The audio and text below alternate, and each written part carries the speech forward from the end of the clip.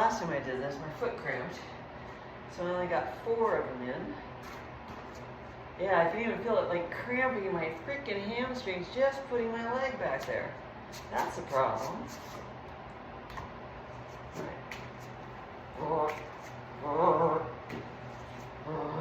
right. Alright, relax. Don't cramp. So then the idea is you're hinging forward on one leg and coming back and not twisting. Headlights are going forward. Knee slightly bent.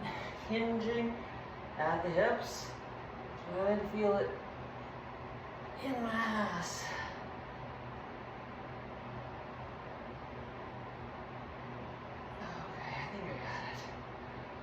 I think this is it. Ooh.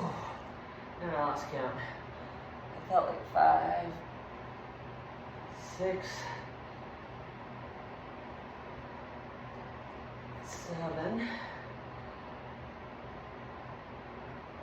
8,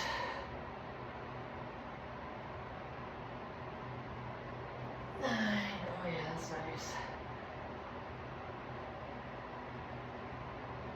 And 10. I don't want to go to 12. 11. I'm turning this other knee in while I'm coming up. I don't know if that's a problem. Oh, shit.